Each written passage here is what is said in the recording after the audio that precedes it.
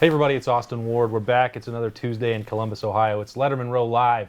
So I've got the guys. We've got another loaded backfield. We got Boom Herron and Beanie Wells. You know, it's a good week to talk about them with J.K. Dobbins and Mike Weber rolling again. So two backs to talk about, two current backs.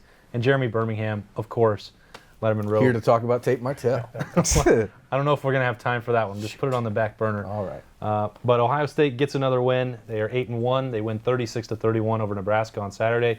Another huge Big Ten game looming on Saturday on the road against Michigan State. And we talked about those tailbacks. It's the number one rush defense in the Big Ten waiting on Saturday. So a lot to get to in this show today. Brought to you by Byers Automotive. Appreciate our good friends there. Disappointed not to have George Kaufman. We're going to have to make do without him today. Big time. But, you know, that'll happen, right? I mean, he's got to sell some cars so that he can keep coming on Letterman Live later in the season. So, guys, I'm going to put it to you this way just to start with. There were a lot of unhappy Ohio State fans, even I'm shocked. some unhappy Ohio State players, coaches, that was a 5-point win over a 2-win team. I think there are a couple ways that people could look at it. Nebraska's playing better. It was a decent challenge for the defense to get them off the field, and they showed some signs of improvement. The rushing game was better. Do you put it in that category of sometimes those games just happen, or Nebraska's better, or was it a more impressive showing because if you take 3 turnovers out of the equation, you probably win comfortably? It's maybe somewhere in the middle, but I don't know how you guys viewed what happened on Saturday. I certainly believe Nebraska's playing better football, especially on the offensive end. Obviously, their young quarterback is getting more comfortable. Yeah. He was able to do some things on the ground as well as through the air in his football game and kind of exploit some of the holes that we knew we had on our defense. But with that being said, we obviously did have the turnovers, which we got to shore up. This game could have been a lot better on Ohio State's end, especially from a production standpoint on the offense. We got to be better on defense. We did get the chance to see a young kid by the name of Brendan White play really big, and I think... Man, where's this guy been? Exactly. I mean, and that's one of the questions that we have right now. Where has this guy been, and what's going to be his role moving forward? Yeah. So, Bean, you feel signs of improvement there? You came out of that feeling okay about Ohio State's performance? I mean, I wasn't okay about it, but obviously coming off a loss okay. Versus Purdue, I'll take the W, gotcha. Especially knowing, where we are, and like I said, the holes that we do have in the areas that I believe that we're inefficient at. I mean, a win's a win at this point in time. I think you learn after the Purdue loss to just take a victory for what it is. Yeah. Boom, how'd you feel on Saturday? I mean, obviously, like Beanie said, a win is a win. But at the same time, I don't feel that we played great. Obviously, us down at halftime, I don't think anyone expected that. I mean, obviously, like you guys say, Nebraska has been playing better. I mean, this is going to be their national championship game. Any team that comes in Ohio State, they're going to play as their best game. So, I mean, we didn't play well. We got the job done. I mean, we got the running game going. I mean, I'm always happy to see that happen, take some pressure off of Haskins. The offense played a little bit better. I mean, obviously, we could do some things better, but just got to keep rolling.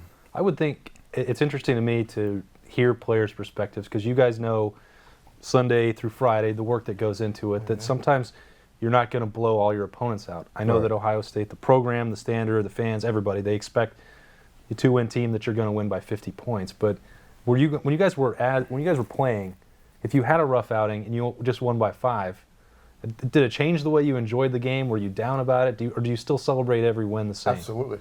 No, you don't. I mean, especially when there's an opponent out there and you're supposed to go out and dominate them, and you don't go out and do that. Yeah. You definitely don't feel good after winning the game. I can go back to one instance. In 2006, we played Illinois on the road there. Illinois gave us the worst game that we could have possibly had all year long in the regular season outside of losing the national championship to Florida. They gave us everything they had, and that was the team that we knew shouldn't have been in the game with us. When you look at the talent that we had on that football team, there's no reason why Illinois should have been right there, giving us the game that they gave us. But then that Illinois team, a year later, came into the horseshoe and beat you. Yeah, absolutely. Absolutely. Thanks for bringing that up for these guys. Saying, we're really off to rub something in my face. Really off to a flying start here. At some point, you give confidence to the opponent. And the Buckeyes did that on Saturday. With the turnovers, right? Yeah. With putting the ball on the ground 6 times, dropping, 5 or 6 different passes.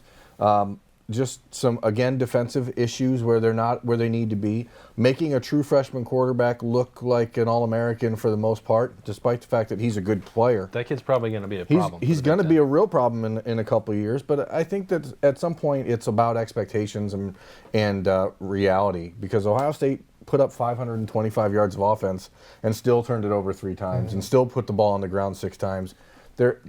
We have such a heightened expectation for this program and for the team that anytime they're not perfect, it is a absolute nightmare. And it's 9 weeks in. It's time to understand this is who this team is, and it's not going to change. So, I think some of the pressure of the loss on Purdue, you watched running backs on Saturday. Mike Weber put the ball on the ground twice. He never fumbles the football. Right. I think he was just trying too hard. I think he was told basically, you need to run through people this week. And so he, in situations where earlier in the year he might have, tucked it or went down, he decided, I'm going to run through these dudes. And I think that there's, a lot of pressure on the kids to be perfect, and they're not going to be. This is who they are. See, I'm glad that you said that again, Vern, because they have not been a team that struggled with turnovers. That's why I think it's weird. Does this mean? I don't know what you mean by that. That's who they are. They're 8-1 and they're in the top 10 in the country. I don't mean the turnovers being who they are. I know, but I mean it's a team that isn't going to be perfect. Right. This defense isn't getting better. The offense is heading to November. It's cold this Saturday in East Lansing. It's going to be below freezing. It's going to be a nasty day for throwing the football. It's going to be hard as a rock. They need to rely on the run game. I think you just need to understand that maybe an 11-1 season or 11-2 is still pretty damn good for any program in the country, including Ohio State, and you just need to lower what you're expecting. Yeah, I'm sure that people are going to really take that advice to heart. I believe that there are some rational people out there. Well, not a lot. I don't think that Beanie and Boom are sitting over there saying, let's lower the expectations. I'm not saying you lower the expectation. I'm saying that you need to be realistic about what we're watching. I mean, they're 9 weeks in, 10 weeks in. We watched Brendan White come out on Saturday and be a real pleasant surprise, but the question is, where's he been all year? It's the same staff that has not played him that's still going out there next week. They haven't changed scheme. They haven't changed personnel. They've been forced with injuries to do a lot of different stuff. I don't think it's reasonable to expect it to change, and I understand people getting mad about it, but what are you going to do? I think that leaves more questions than answers. I agree. You have guys like Brendan White that are on a roster that are sitting the entire year, but then they get an opportunity to have that type of production. And we see it time and time again where there are players that are on rosters that are just buried for whatever reason. Maybe they don't get along with a coach, or maybe there's just some type of oversight to where somebody else has gotten an opportunity and kind of ran with it. But you get them out there on the football field, and they will have their biggest moments. I think, honestly, there needs to be some reevaluating of those situations and see if there are more maybe players in the foxhole that can come out and play, especially on the defensive end. That's been the thing there, Beanie. And now people are wondering, well, if Brendan White can do this, why isn't this happening at linebacker? Could Taraja Mitchell or Dallas Gant or even Baron Brown and Keandre Jones, whoever? I think there are 5 other talented linebackers who could play. They stick with those 3. You could go through, and Berm can rattle off all these names too, whether that's at tight end with playing Jeremy Ruckert, or at guard and Wyatt Davis. I mean, there are a bunch of guys who were 4- and 5-star recruits that you'd think, well, if this guy's not getting it done, maybe somebody else can't. So I put it to you guys this way. I mean, who do you remember in your career? They weren't great practice players, and the lights came on. You're like, well, this guy, he's got that dog in him, and he's a gamer. I'm putting you on the spot there, but is that a thing? Are there guys that can do it that way? A guy that I was super jealous of, and this is an all-world player at Ohio State, didn't have to do anything. He practiced. I'm not saying he didn't practice, but didn't have to physically work hard. But will go out on Saturday and have the biggest game of his life. Ted Ginn Jr. He was that gifted. Yeah. I mean, he's a guy that he's not going to lift a bunch of weights. I mean, he's going to run like the wind, but I mean, he's not going to be the first in the line when he's running, when he has the type of speed. But when it comes time to play, you knew where you were getting with him. Another guy, I mean, which is funny in terms of practice and all, Antonio Pittman, a guy we just had in here. It wasn't the hardest worker out there. On the podcast, check for that tomorrow. On Saturdays, you knew what you were getting. Okay. When he was out there on the field. Well, he just left the room, so we don't. He doesn't get to defend himself. But I think I see Boom nodding his head and laughing over there. I mean, is that the case? Who can you think of in your career that just flipped that switch that didn't have to practice during the week? And I shouldn't say that that's what was happening with Brendan White. We don't know that. Right. But In fact, I would be almost. I'd be stunned if that was the guarantee case. that's not what's happening with Brendan White. Off the top of my head, I can't really think of anyone. I mean, just playing with this guy. He was a guy that practiced, but it was some days he missed, or maybe earlier in the week. Yeah. But I always knew that Beanie was going to take care of business. Well, Thursdays I didn't practice. Right. That was the thing for me. Every Thursday I had a bunch of injuries. Thursdays I wasn't practicing at all. So it was funny when you guys said that. I was just thinking like, I remember. I thought you were looking at the guy taking you. Hey, so he might not practice the first day, Monday, and he ain't gonna practice on Thursday, but Tuesday, Wednesday, he gonna put the work in. Okay. And my guy always performed well when the lights came on. Did you guys? And this is something that I've been thinking about a lot in the last few days because Brendan White is from Columbus. He's a kid whose dad played at Ohio State. He's dreamt of being in that stadium his whole life. Right. You guys are both from Ohio. Did you ever notice, and I don't want you to name names, but was there ever a moment with kids from out of state that were coming in, maybe you didn't feel like it mattered to them on the same level? Like, oh, absolutely. Like, can you try to explain that, like what the difference is for being from Ohio when the team is struggling, especially when things aren't going the right way? Mm-hmm. How different is it for you guys? Because it's not just like your name on the back of your jersey. Right. Well, you got to think about it. When you're from Ohio, especially us being from Northeast Ohio, everybody has a chance to chow in like, hey man, what's going on? What's the problem? So that's always like in the back of your head, like somebody's always on you about what's going on. So it's like, it's almost like you have to play well. You know what I'm saying?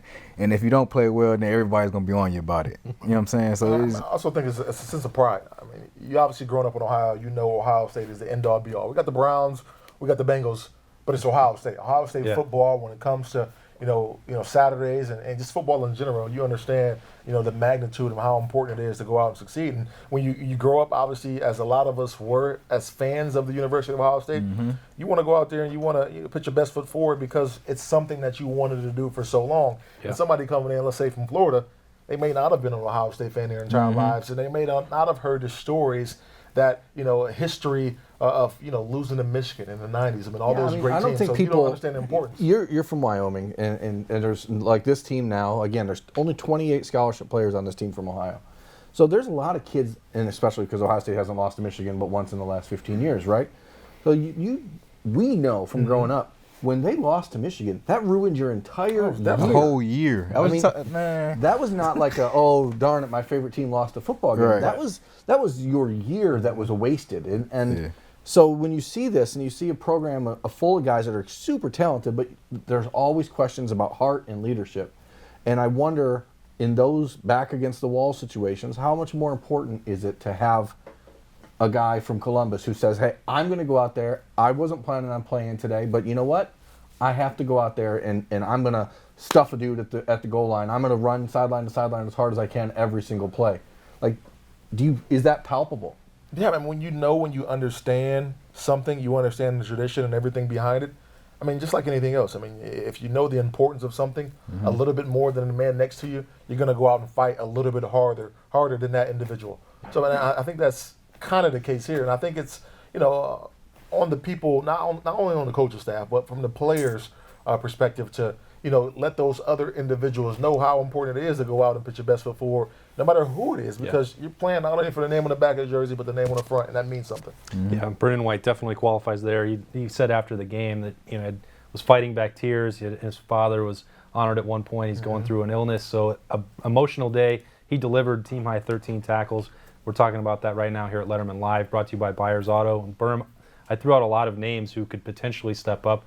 I guess this could be the part of the show where you could talk about Tate if you want to. But, I mean, who do you think is close here? If you had to pick somebody, to step into one of these roles and fix one of these issues, who's close? Who in your mind do you want to see? Well, I think Brandon White obviously having the game he had last week. Well, I would have never picked Brendan White. He I did has, not. he has to be a starter at this point, simply because of the fact that the injuries are such in the secondary where if you can put Brendan back there at safety with Jordan Fuller, then you can move Sean Wade to the nickel spot where he started the year and where obviously the coaches thought he was best. Right. And you can then maneuver around Damon Arnett and Kendall Sheffield and Jeffrey Okudah once they're all healthy. So I think that's a no-brainer. It has to happen. And here's the primary reason why I think Brendan White, because he is a linebacker in his head.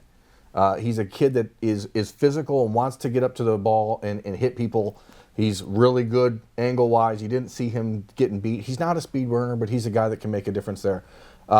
Speaking of other guys, I would like to see more of Devon Hamilton playing. I think when he's been in the game, he's made a big difference. And I think the Buckeyes are trying to rotate in a lot of the youngsters. Tommy Togiai. You pointed to Haskell Garrett on Saturday. Haskell Garrett played great on Saturday, and I think that he's a kid who was a top 5 player in the country at his position.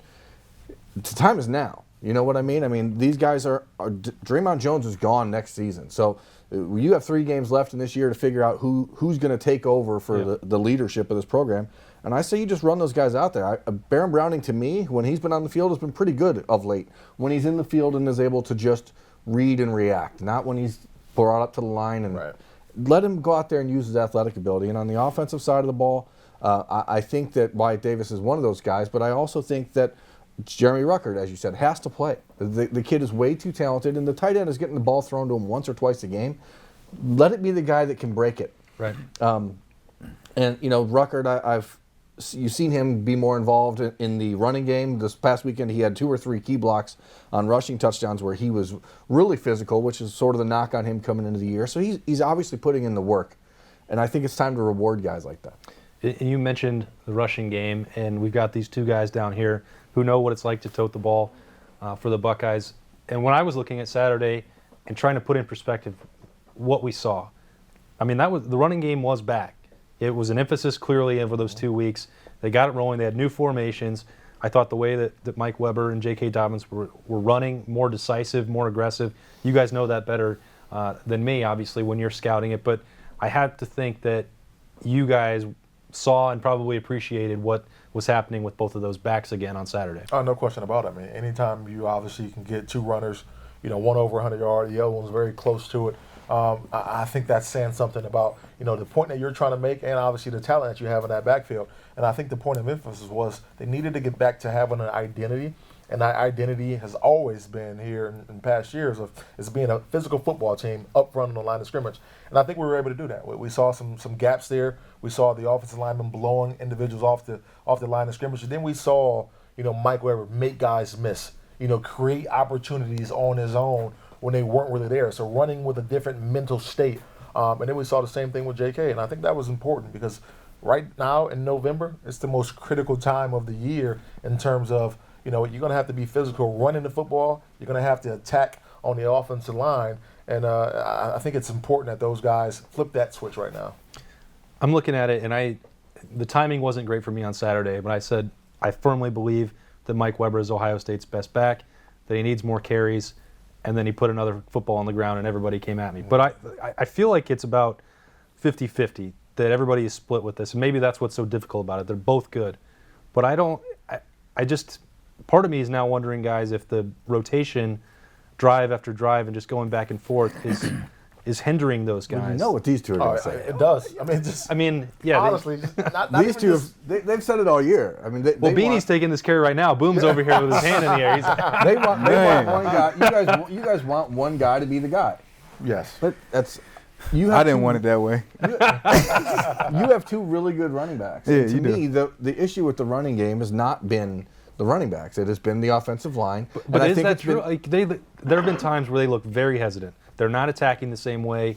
It's like, I've got to make a home run hit right here, or I'm not going to get it again. Yeah. When you're not getting the ball, you're not getting the carries on a regular basis. You don't know where you're going to get out there. And as a running back, you're only judged off of the production that you have. Yeah. So when I get out there and I know my carries are going to be limited, I'm trying to hit the home run every time. Exactly. So my whole mental state is completely different. I'm no longer reading the offensive line. Patience is out the window. Exactly. I'm trying to create on my own. Yeah. And I'm not saying, Bern, that the offensive line hasn't. You know how it is, right? So you guys are not offensive linemen. I'm not an offensive lineman, but if you've talked to them throughout the last decade, you realize that for an offensive lineman, it's much harder to block for a scrambling quarterback than a pocket passer, right?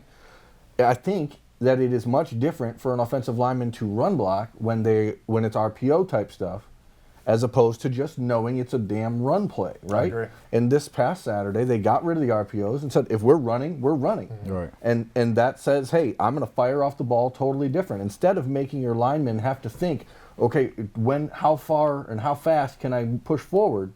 Because they're worried about the RPO. And obviously you have a pocket passer like Dwayne who wants to throw on those most of the time. And I think that this is college football, okay? And Ohio State is so much more physically talented than pretty much everyone they're going to play. Right.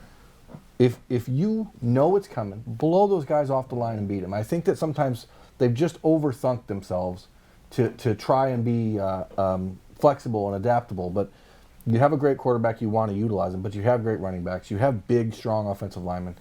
If you just call a run play, go out there and get a yard. And we saw it a couple times on Saturday. It was 4th and 1. They picked up 4.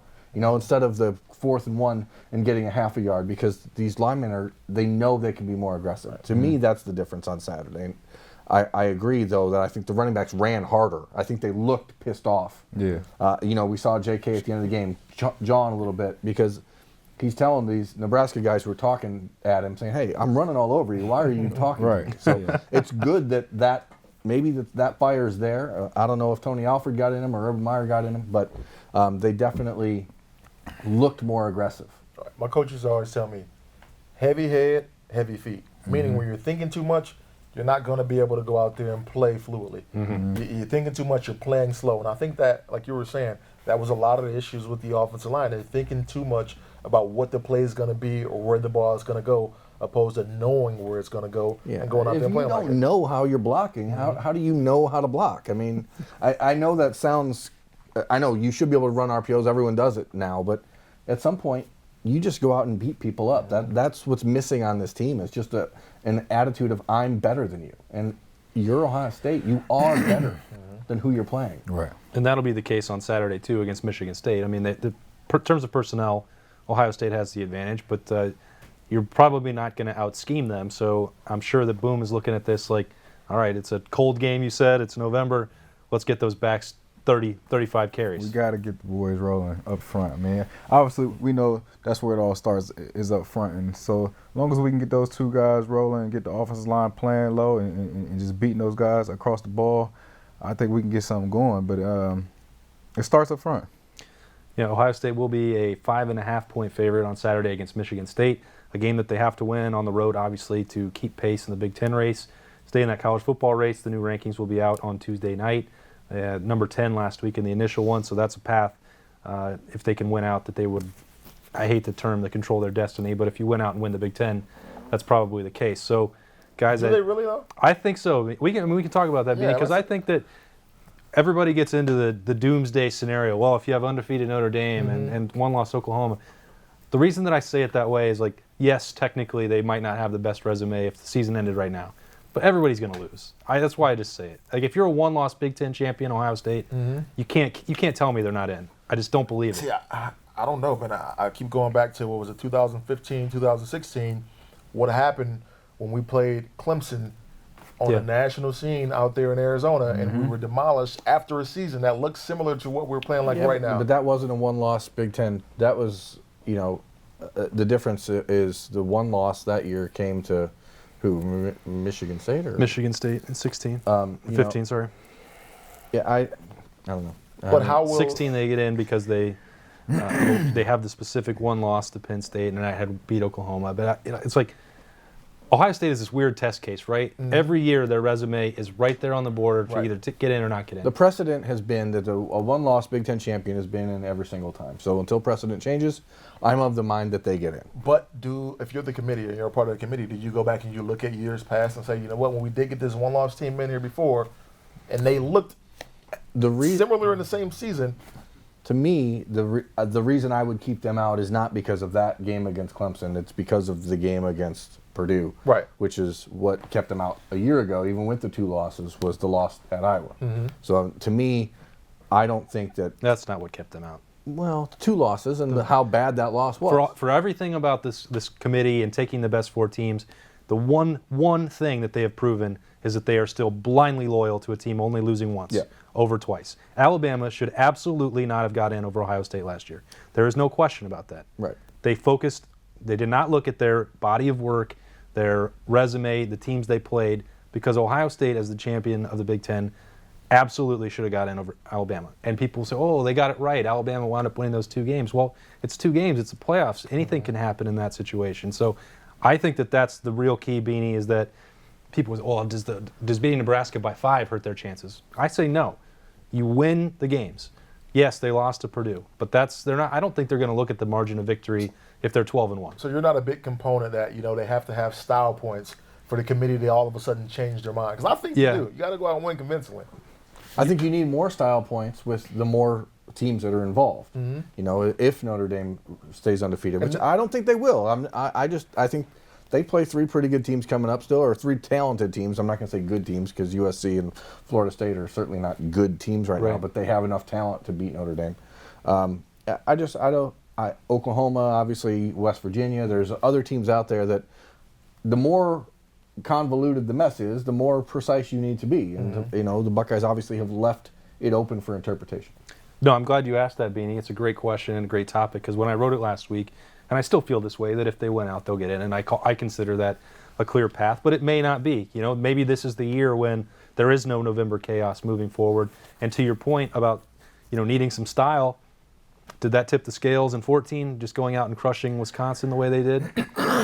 Yes. Probably so. So, but the flip side of that for me, you guys know, on November 24th, you don't have to win by 2 touchdowns. Right. And winning and doing so is going to be extremely hard. You beat that team by 1 point, you take it and smile. All right. So I think I want them to win by a couple of touchdowns. Ashley Furniture had this promotion, and I got some stuff from there. Okay. I may get it free if they go out and shut them out. Oh, that's a helpful little plug. That's not for Byers Auto. We'll need George Kaufman or something like that. But you guys know that they're giving you the gold pants if you win by 1 or 100. Absolutely. So, we need all those. That's a little bit of jewelry if you win. So we're going to look right now. It's that time of the show. We're about to wrap it down here. Lettermen Live, brought to you by Byers Auto. I don't know where everybody's going to go. I suspect that the betting favorite is going to get the support in this room. But I'm going to start with you, Boom. What do you think is going to happen Saturday at noon? What's your prediction? What's the score you got?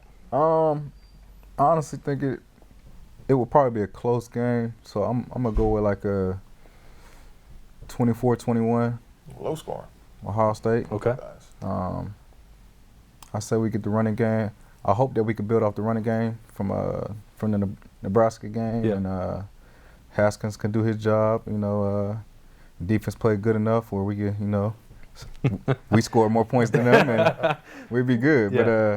But I'll say 24-21. I don't know if Beanie wants to go before Berm or after Berm. No, you go. You sure? Yeah. I know it's going to be a little crazy. I'm going to go Ohio State 38-31. I think it's going to be similar to last week. Obviously, I want us to cut down on the turnovers, but it's going to be a tight game. It's going to come down to the wire. Yeah. I think this is a fast game. I think there's a ton of running on both sides. Michigan State doesn't have the offensive weapons that scare me the way that Nebraska has, or even the way that Minnesota or Indiana or Purdue has had. I think that Michigan State losing Felton Davis for the year is a huge blow. L.J. Scott has been not healthy. Their offensive line is bad. I think that Rocky Lombardi, their quarterback, is their best playmaker. I don't know if he's a guy who's going to go out there and throw haymakers like Trace McSorley at Ohio State. I think matchups often make a game, and Ohio State wins this matchup battle, I think, pretty easily on Saturday. But, again, it's going to be sub-freezing temperatures at game time. The Buckeyes are going to have a difficult time, I think, establishing the run, even though Michigan State has been gashed. Purdue. Berm, what are you setting us up for? Both of these guys are sitting there like. Penn State ran for more than 200 yards against Michigan State. Michigan ran for 200 yards. He's building up something crazy here, Beanie. So the Buckeyes can run the ball against them if they go out and set a game plan that says we're going to do this. Okay. I got Ohio State 24-17 over Michigan State. But I think that it's going to be a really fast game. Michigan State has always done this thing where they hit Buckeyes early with like a big screen pass or something misdirection crap. This feels a lot to me like it did 2 years ago in East Lansing, and that was a 20-17 final. So that's where I'm going. I don't think that I don't think Michigan State belongs on the same field as Ohio State, but I know that the way that Mark D'Antonio prepares his guys for the Buckeyes, Right. they will be schematically better than Ohio State. I can't get the image of last year's game out of my mind. There was a lot of, talk about Mark D'Antonio and all the, the crazy stuff that he comes up for Ohio State in this series, and it should be a rivalry, and they've got the number one, rush defense in the Big Ten at that point, and Ohio State just completely eviscerated them. I think that, I'm not saying 48-3 is happening. I'm not saying that at all when you go on the road and play in the cold, but Ohio State is clearly the better team to me. And if you can't stop this Michigan State offense, then you have real problems for Greg Schiano and Billy Davis. Yeah. This is a terrible offense. Just no threat at all. Yeah, I totally agree with that. That should hurt Ohio State. But again, we'll have to see. Maybe Brendan White's out there and help shut it down for Ohio State. I think it'll be something along the lines of like 31-14. Michigan State's going to do enough occasionally to stop Ohio State and their offense, but my goodness, if you can't stop the Spartans' offense, then If the Buckeyes don't kill themselves, they will win. yeah, Absolutely. no turnovers. Agree. It's on the road though. You don't take anything for granted. That's why we're going to cover it all week long. We'll be here. Berm and I will be in East Lansing. I'll be nice and warm in the press box. So I'm not worried about all. He's made all these references to the sub-freezing temperatures. I'm not worried about it. I'm just going to go do my thing up there. So good luck to you, buddy. These guys will be back next week. Beanie and Boom, you can check out their podcast every week here on Lettermen Row. It's awesome stuff. Who'd you guys get this week, guys? Plug that up. Jonathan Wells. Jonathan Wells. All right. And Pitt was in. Yeah, Antonio Pittman as well. All right. So we got 4 guys talking a little bit of rushing game, getting Ohio State rolling. So you don't want to miss that one when that drops. Appreciate everybody stopping in for Lettermen Live, brought to you by Byers Auto. We'll be breaking down Ohio State, Michigan State all week and talking about it right back here next Tuesday. So thanks for joining us. We'll see you next time.